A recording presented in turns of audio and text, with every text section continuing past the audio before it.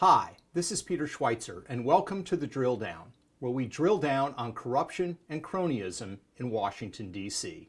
Today we're going to look at the revolving door, and we're going to find out how congressmen are parlaying their experience and contacts to make top dollars lobbying their former colleagues.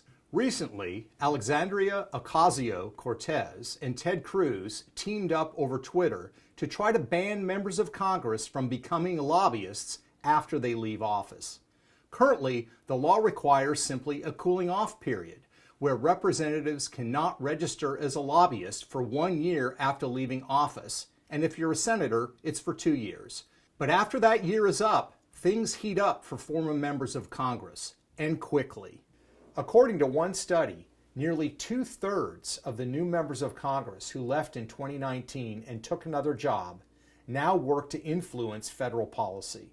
All told, there are 430 former members of Congress who work to help special interests navigate the corridors of power in Washington. That's nearly the size of the actual House of Representatives. It's like an invisible Congress of insiders turned influencers. When the last Congress ended, 106 members left. Some of them retired or just lost re-election. Where did they go? Well, 44 of them found a new job, and 60% of them are reported to have found a new job either lobbying, consulting, or otherwise influencing government activities. One reason why political polar opposites like AOC and Ted Cruz might work together on their bill, the problem is truly bipartisan, and it's enormous.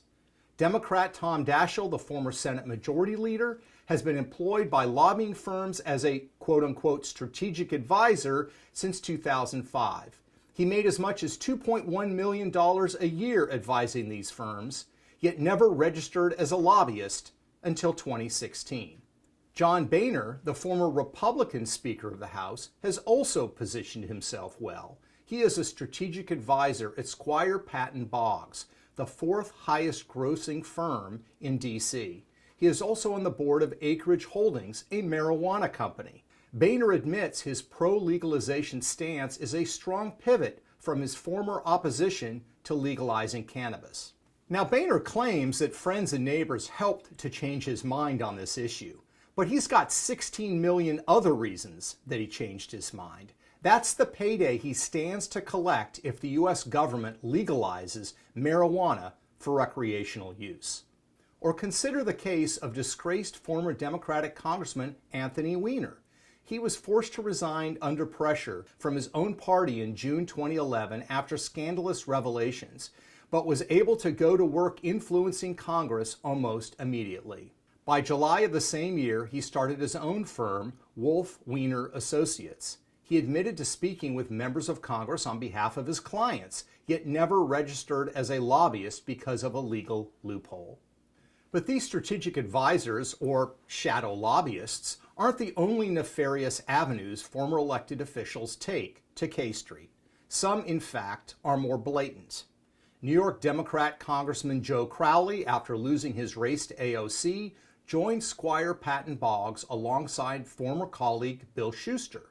They joined a whole cast of former elected officials at the firm, including John Boehner, former Democratic Chief Deputy Whip John Breaux, and Trent Lott, the former Republican Senate Majority Leader. Who says bipartisanship is dead in Washington? As revolving door lobbyists, Breaux and Lott have billed for almost $120 million from 2006 to August of 2018. Democrat Billy Tozin, a former Louisiana representative, became president of the Pharmaceutical Research and Manufacturers of America, the main lobbying group for brand name drug companies, after writing large parts of a 2003 Medicare law that was largely beneficial to Big Pharma. He reportedly made over $16 million from 2009 to 2010 while serving as president. Kansas Representative Lynn Jenkins, a Republican, even set up her own lobbying firm while she was still in office. These days, politically opposing members of Congress don't agree on much. For Senator Cruz and Representative Ocasio-Cortez to work together, the problem must be really bad. And it is. But the good news is that an overwhelming majority of Americans think members of Congress shouldn't be allowed to work as lobbyists.